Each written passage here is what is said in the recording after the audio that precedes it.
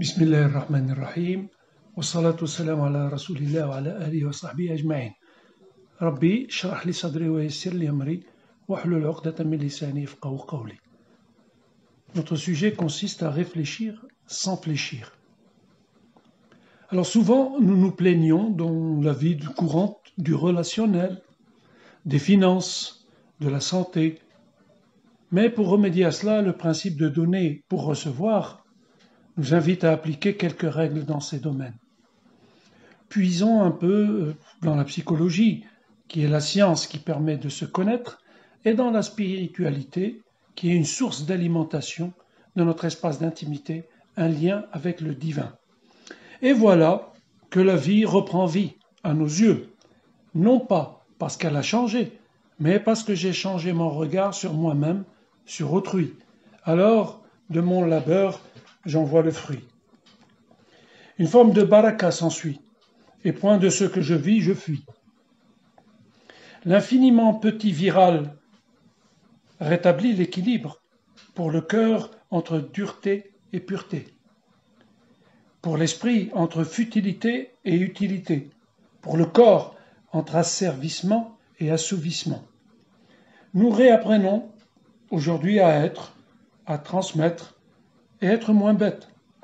Nous réapprenons à rétablir le courant entre nous, à changer nos regards, à redessiner un sourire sur les visages, à bâtir une paix d'âme, à cultiver la pensée. Il s'agit bien sûr d'une réflexion sur l'incapacité à cerner le bon, le mauvais, l'important et le secondaire, en milieu perturbant comme c'est le cas aujourd'hui. Quand l'instrumentation manque, l'instrumentalisation augmente. Et ce, dans tous les domaines. D'autant plus que l'esprit critique et non de critique fait défaut. La connaissance reste le meilleur rempart face à toutes les exagérations et dérives. Il n'y a pas de connaissance sans observation, sans mesure et sans exploitation. À défaut de solide formation, nous nous contentons de bonnes et fausses informations, dont la profusion peut être source de confusion. Quand notre soif de vérité s'avère irritée, il est bon d'avoir une approche équilibrée à travers le sens des priorités afin de rectifier quelques incohérences largement diffusées dans nos modes de pensée et de dépenser. Il arrive que le futile devienne important par amplification, que le mensonge répété devienne vérité et que des vérités nous paralysent. Au Coran de nous dire « Il a établi la balance afin que vous ne transgressiez pas dans la pesée. Donnez toujours le juste poids et ne faussez pas la pesée. » Sourate le tout miséricordieux Rahman, versets 7 à 9. Alors, à la lecture du verset, certains l'attribueront au marché des fruits et légumes, d'autres l'attribueront au poids des paroles et la pesée dans nos jugements, comme c'est le cas aujourd'hui. Il est bon de nourrir le ventre, encore faut-il penser à nourrir l'esprit, dont l'étroitesse fait de la tête une prison. Il est évident que les gens se placent à des niveaux différents les uns des autres, selon leur connaissance, leur comportement, leur degré de piété et des efforts qu'ils déploient pour satisfaire soit leur ego, soit apprendre la prosternation qui le dissout et rapproche de nos égos. Notre quotidien révèle une profonde incohérence dans notre quête des priorités. Il y a un déséquilibre entre le divertissement exagéré au détriment de l'éducation, la recherche et l'art de vivre. L'épanouissement corporel dépasse l'épanouissement intellectuel. Travailler ses biceps rapporte plus que développer des concepts. Nous minimisons l'important et amplifions l'insignifiant. Nous aggravons le banal et sous-estimons le tragique. Nous retardons l'urgent et bien d'autres contradictions de la part des gens. Il faut développer une aptitude à l'analyse des faits, selon le caractère d'utilité et de préjudice. hiérarchiser le bien, le masalih, et hiérarchiser le mal, le mafasid, et atteindre l'équilibre entre ces deux aspects.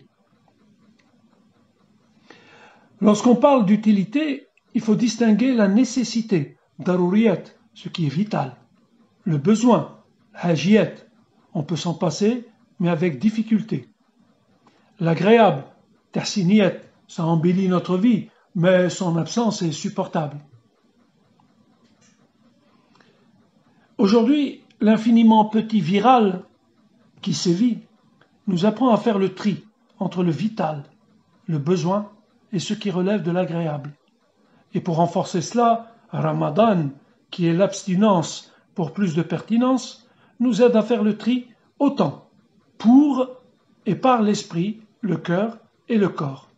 Par ailleurs, il renforce l'immunité pour distinguer ce qui est nécessaire, ce qui est un besoin ou un complément, toujours pour le corps, le cœur et l'esprit. Ramadan, en milieu viral, met à profit le bien qui est en nous, afin de réduire la tendance au mal qui nous ronge. Il protège l'esprit de l'arrogance, il apaise le cœur et réduit l'avidité du corps. Malheureusement, notre incapacité à bien comprendre nous pousse à transférer toute vérité sur le compte Coran et nous dispenser de la remise en question si nécessaire. Il va de soi que ce qui m'est nécessaire, vital, s'impose en avant des principes de besoin et de complémentarité.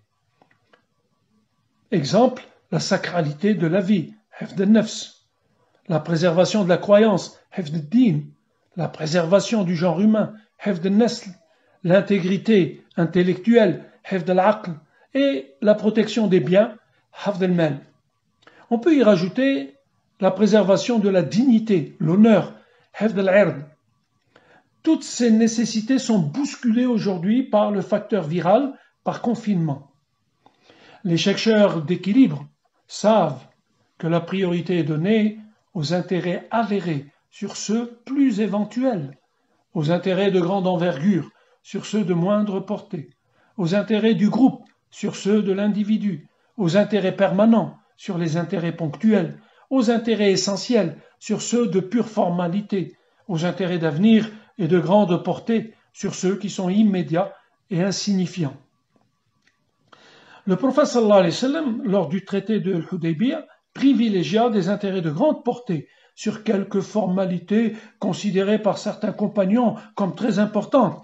Il retira par exemple la Basmala et la mention de prophétie pour les remplacer par « En ton nom, mon Seigneur » et se contenta de son honorable prénom Mohammed, fils de Abdallah, en notant son gage de prophétie, c'est-à-dire envoyé d'Allah. Ainsi, il put se consacrer, grâce à cette trêve, à l'annonce d'une nouvelle humanité et à la prise de contact avec les grands de ce monde de son époque pour exposer son projet de conception divine. À propos des différents degrés de mal, le mafasid, on peut distinguer le renoncement inconditionné au mal sur soi et sur autrui, la darara ou la dirar. L'éradication du mal est conditionnée par la capacité à l'éradiquer. Ad-dararu yuzalu bi qadri al-imkan, selon les moyens qu'on possède. Le mal ne peut être remplacé par un mal équivalent ou supérieur. Ad-darar la yuzalu bi dararin mithlih ou akbaru min. Privilégier le moindre mal en toutes circonstances. Yurtakabu akhaffu ad-dararain wa ahwanu ash-shararain. Le moindre mal est toléré s'il permet de repousser un mal de plus grande envergure. يتحمل الضرر الأدنى لدفع الضرر الأعلى.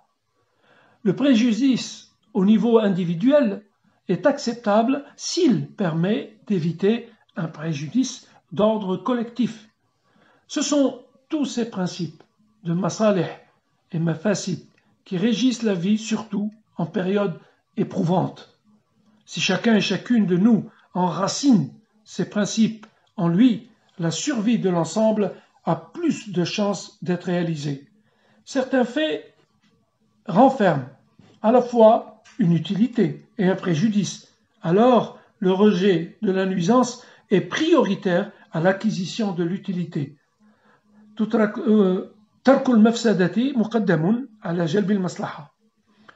La nuisance éphémère ne peut remettre en cause l'intérêt durable. La nuisance supposée ne peut remettre en cause l'utilité avérée. Toutes les sciences appliquent ces principes vitaux pour l'équilibre social. N'ayons pas peur de persévérer dans l'effort. Nous serons récompensés doublement par l'intention, mais aussi par les résultats concrétisés.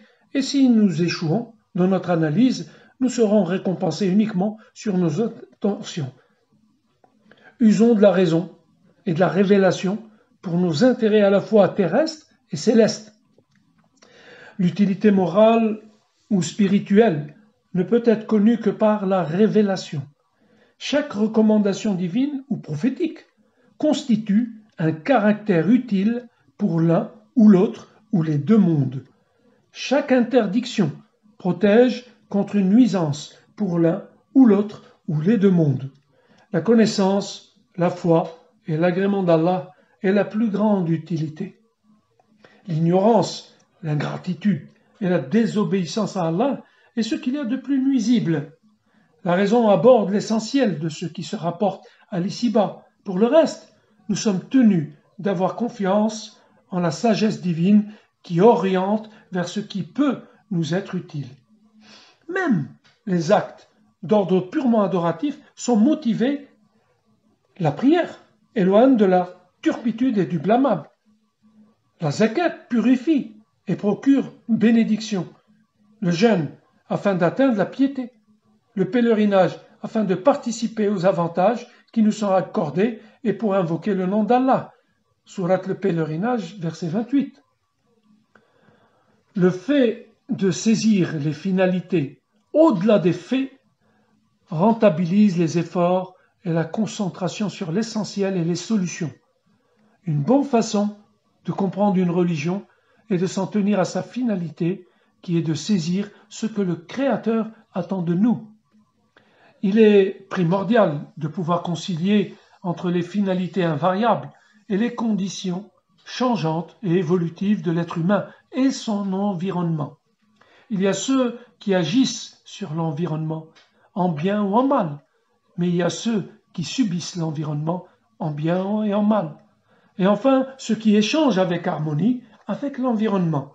La capacité de pouvoir différencier entre ce qui est explicite et ce qui porte à interprétation, le plus souvent erronée ou déformée. Alors, n'ayons pas peur de plus d'humanité pour prétendre à plus d'éternité. À répandre le bien, mettons toute notre volonté. À prétendre à la vérité, apprenons à pardonner.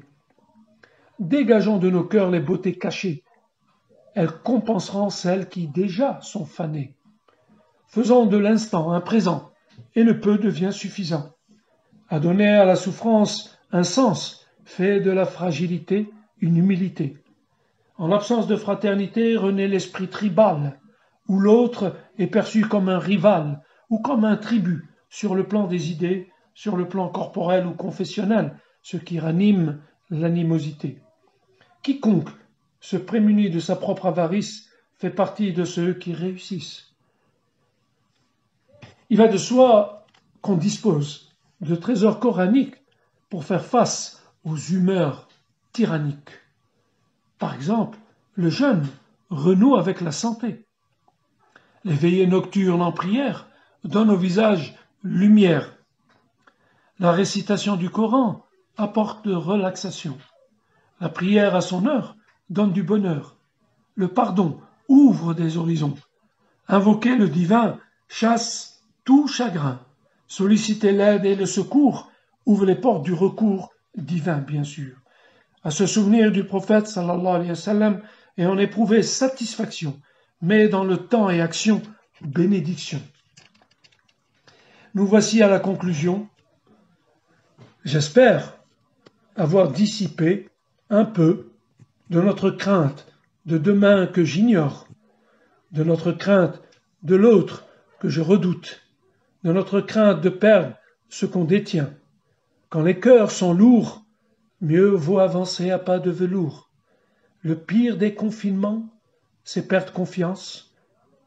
Plus d'échanges, plus de remise en question, refus de s'adapter à son temps et cesser d'aimer pour les autres ce qu'on aime pour soi.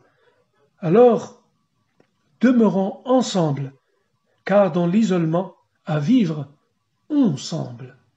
Wassalamu alaikum wa rahmatullahi ta'ala wa barakatuh.